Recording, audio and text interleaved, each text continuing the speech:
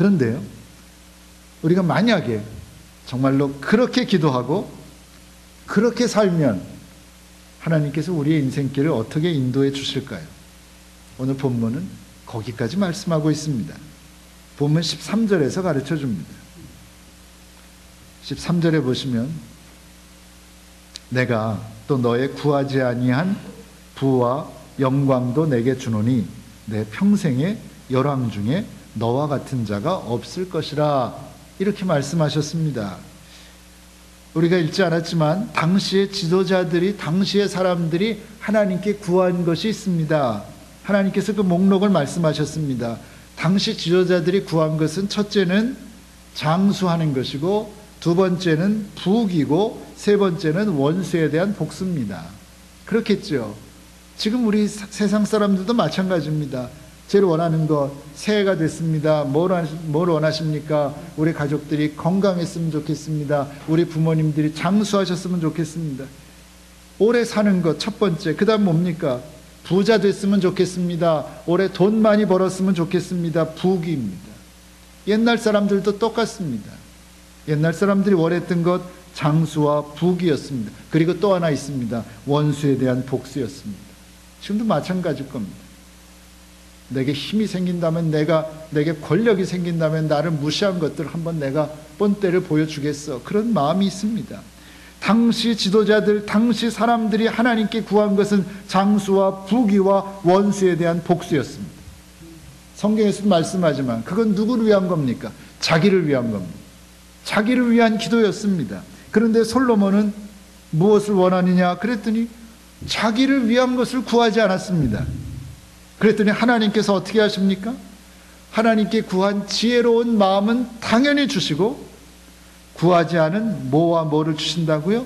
부와 영광도 주겠다라고 말씀하십니다.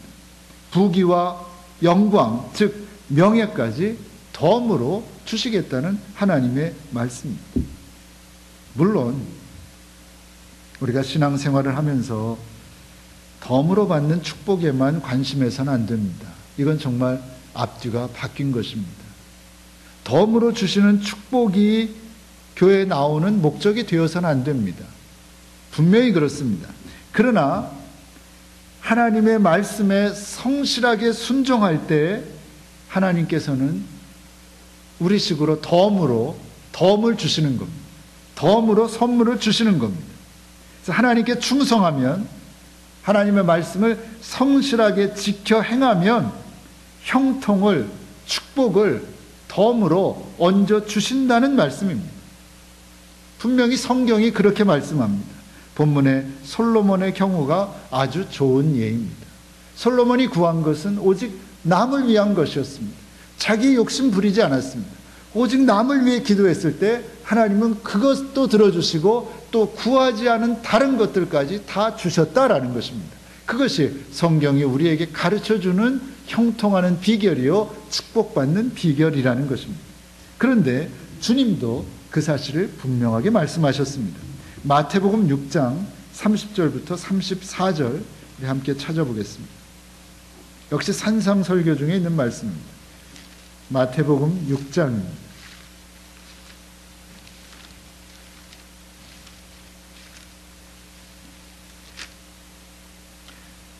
마태복음 6장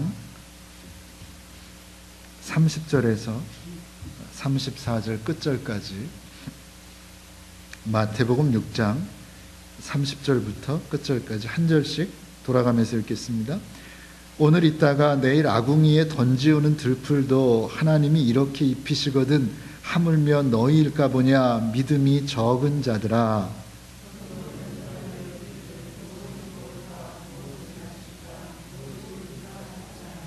이는 다 이방인들이 구하는 것이라. 너희 천부께서 이 모든 것이 너희에게 있어야 할 줄을 아시느니라.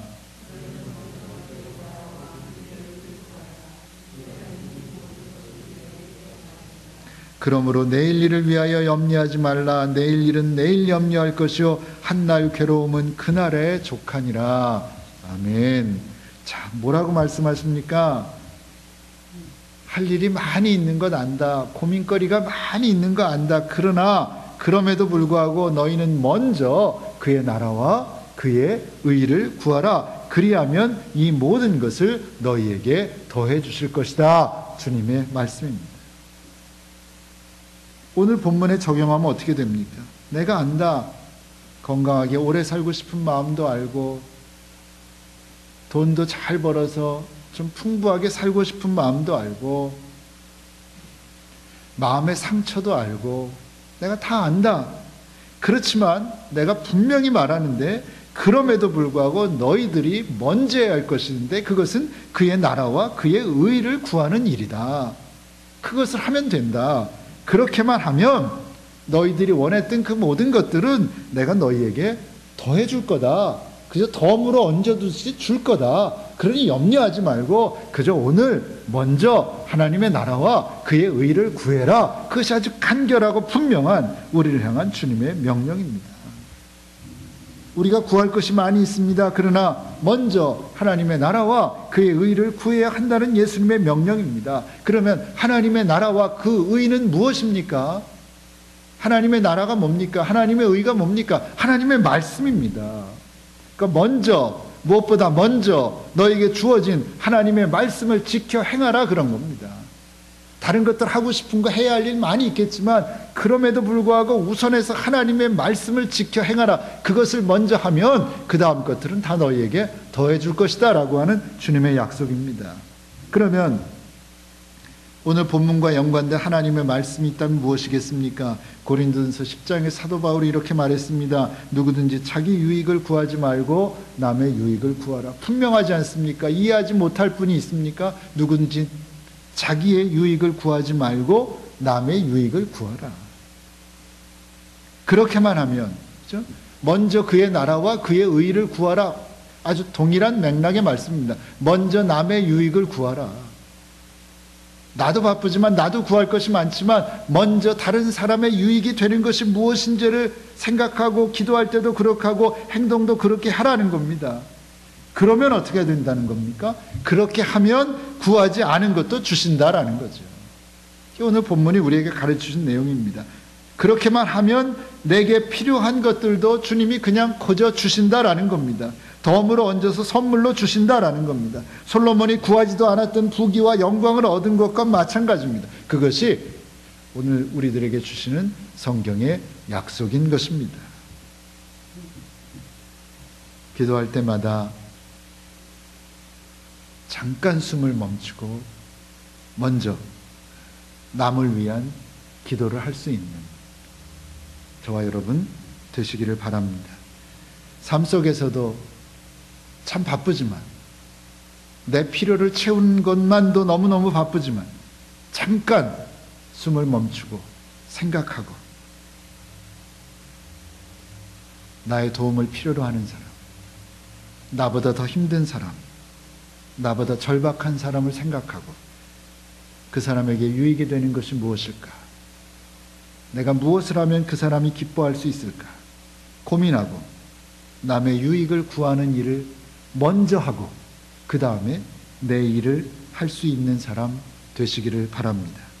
그렇게 기도하고 그렇게 사셔서 솔로몬처럼 하나님께서 덤으로 얹어주시는 놀라운 형통과 놀라운 축복받이 받아 누리며 살아갈 수 있는 저와 여러분들 되시기를 바랍니다. 기도하겠습니다. 하나님, 오늘 솔로몬의 행동을 통해서 우리에게 또 다른 깨달음을 허락하셔서 하나님 감사합니다.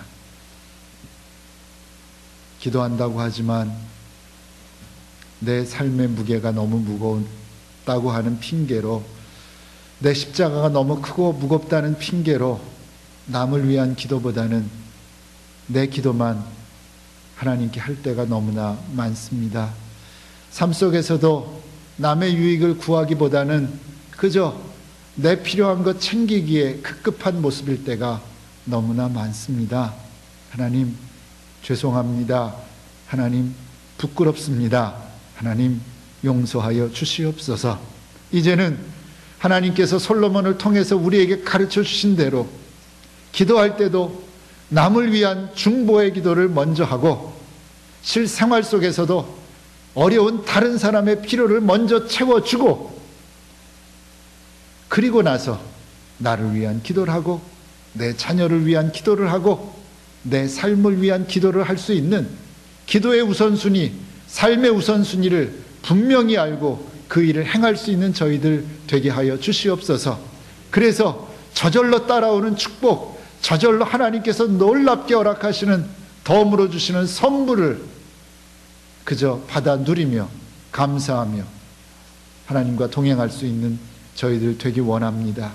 하나님, 삶의 우선순서, 삶의 우선순위 잊지 않고 지켜 행함으로 하나님과 동행하며 하나님이 주시는 축복을 받아 누리며 살아갈 수 있는 저희들 되게 하여 주시옵소서. 예수님의 이름으로 기도하옵나이다. 아멘.